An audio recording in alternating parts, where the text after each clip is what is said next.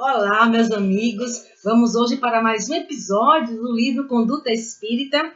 E André Luiz, dessa vez, vai conversar conosco perante a codificação kardeciana. E André Luiz vai nos trazer reflexões fantásticas sobre esses livros maravilhosos que nós descortinamos em nossos corações e mentes para que assim possamos melhor desenvolver o nosso caminhar, a caminho da felicidade, né? Então, André Luiz começa dizendo: recordemos constantemente os ensinos insubstituíveis e sempre momentosos que iluminam as páginas da codificação kardeciana, de onde extratamos alguns breves tópicos. Assim como Cristo disse: não vim destruir a lei, porém cumpri-la, também o Espiritismo diz: não venho destruir a lei cristã, mas dar-lhe execução. Nada ensina em contrário ao que ensinou Cristo, mas desenvolve, completa e explica, em termos claros e para toda a gente, o que foi dito apenas sob a forma alegórica.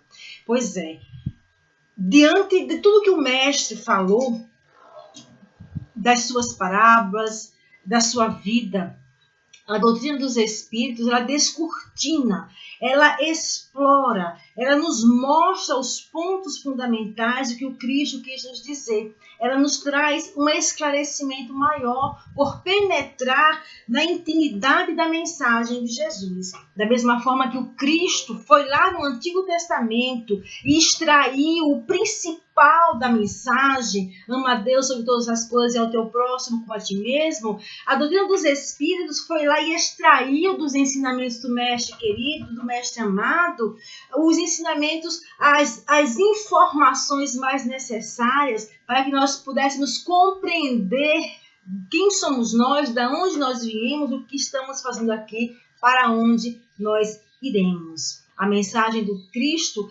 auxilia-nos a nos libertarmos de nós mesmos e seguirmos adiante com passos mais firmes, certos de que fomos criados pelo amor e o amor nos aguarda com as nossas vestes nupciais purificadas. Espíritas, amai-vos, este primeiro ensinamento, instruí-vos, este o segundo. No cristianismo se encontram todas as verdades, são de origem humana os erros que nele se enraizaram. Evangelho segundo o Espiritismo. Interessante nós observarmos que nessa assertiva, nessa afirmativa, nessa espíritas, parece um grito nas nossas consciências: espíritas, amai-vos, instruí-vos. Normalmente nós fazemos o contrário. Nós procuramos nos instruir e deixamos para amar depois. Aí embolamos o meio de campo e nos comprometemos intelectualmente com o conhecimento que iria nos auxiliar a libertarmos de nós mesmos, porque não aprendemos a amar, a tolerar, a respeitar o nosso próximo. O Cristo, quando esteve entre nós, caminhando entre nós, esteve no meio da multidão, esteve vivenciando e convivendo com aqueles que ali encontravam-se, em particular os seus discípulos, e cada um deles tinha um temperamento diferente. E Jesus amou-os independente de qualquer situação. Percebia neles as limitações, mas sabia do amor e do potencial de cada um. Nós, ao invertermos os ensinamentos, as orientações dos guias da humanidade, instruindo-nos primeiro para aprender a amar depois, nos complicamos de certa forma. Espíritas, amai-vos. Aprender a nos respeitar, a respeitar o nosso próximo, a tolerar, a aceitar o nosso próximo como ele ainda encontra-se e aguardando que ele possa também evoluir, porque nós mesmos temos a necessidade de tolerância para com as nossas faltas, para com os nossos equívocos, para com as nossas posturas. Os espíritos superiores usam constantemente de linguagem digna, nobre, repassada da mais alta moralidade, escoimada de qualquer paixão inferior. A mais pura sabedoria lhes transparece dos conselhos, que objetivam sempre o nosso melhoramento e o bem da humanidade. Livro dos Espíritos. E nessa obra extraordinária encontram-se as bases da doutrina dos Espíritos, da doutrina de nossas vidas. E ele nos informa é uma forma de nos chamar a atenção, melhor dizendo, para observarmos a linguagem com que se comunicam os espíritos. Não acreditar em todos os espíritos, mas antes provar que eles vêm de Deus. Os espíritos dignos têm uma linguagem digna, nobre. Não falam diretamente para A, para B, para C, mas em ensinamentos gerais para os dois planos da vida, porque somos todos necessitados de orientação, de amparo.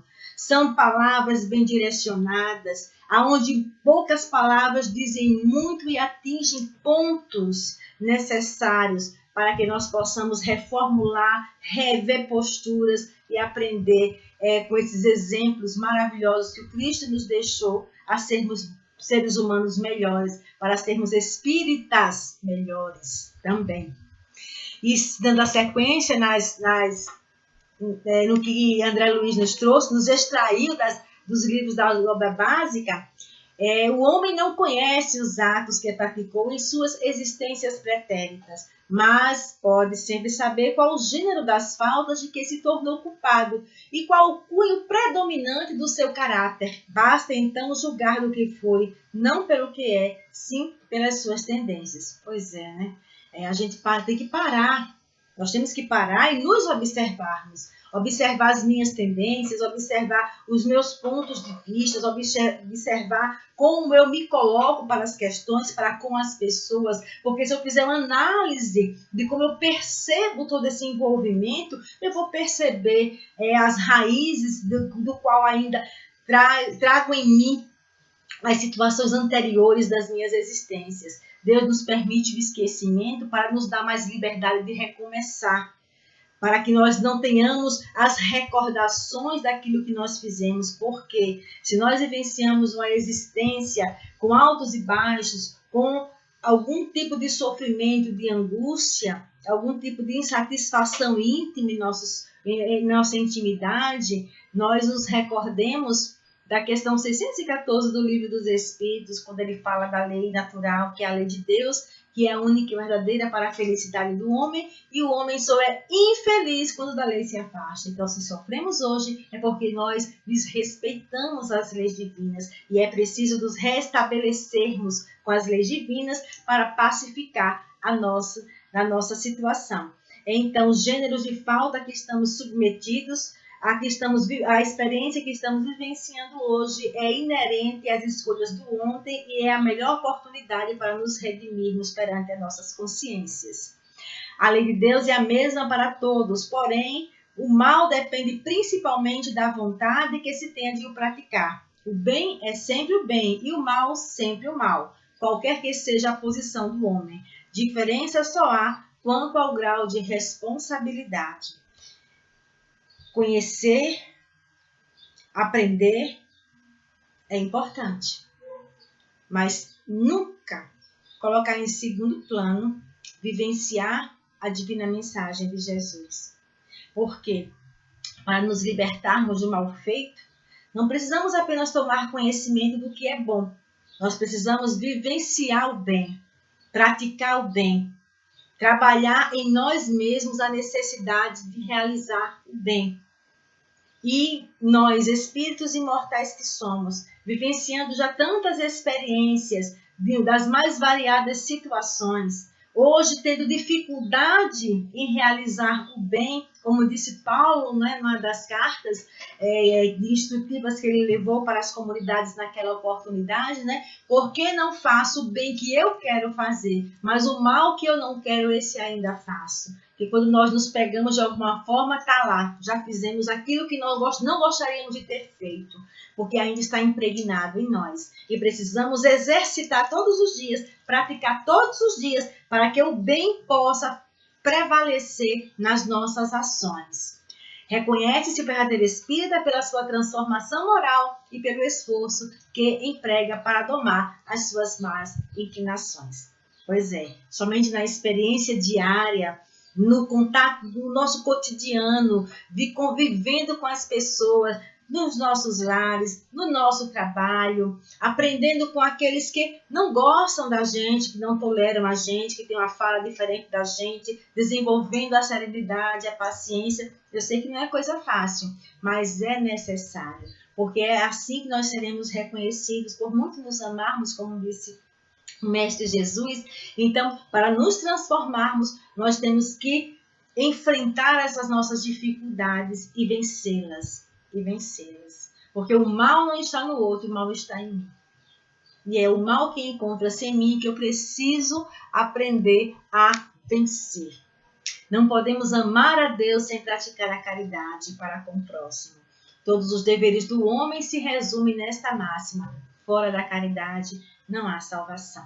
Pois é, não podemos amar a Deus sem praticar a caridade. E quando Kardec perguntou aos guias da humanidade como praticar a caridade, como melhor se desenvolve o parâmetro da caridade, Kardec comparou essa pergunta, como seria a realização da caridade segundo Jesus a entendia. Né? Como seria a caridade como Jesus a entendia? Porque para amar ao próximo sem caridade não é possível. E como é a caridade como Jesus a compreendia? Benevolência para com todos, indulgência para com as imperfeições dos outros e perdão das ofensas. É importante frisarmos que tudo isso, benevolência, indulgência e perdão, segundo o Espírito puro a entendia. Não é como eu entendo, nem como vocês, qualquer um de nós podemos entender. Nós precisamos buscar na conduta do Mestre Jesus o entendimento do que é a caridade, porque fora da caridade não há salvação. Fora da lei de justiça, amor e caridade não há salvação. Meditai estas coisas, ocupa-te nelas, para que o teu aproveitamento seja manifesto a todos. Paulo, na carta a Timóteo.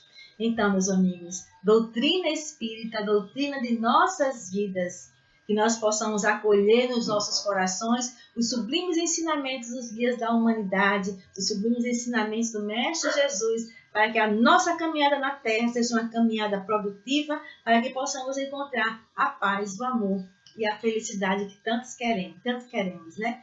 Então, meus amigos, que Jesus abençoe as nossas inspirações íntimas de felicidade, que nos abençoe e nos fortaleça a caminhada.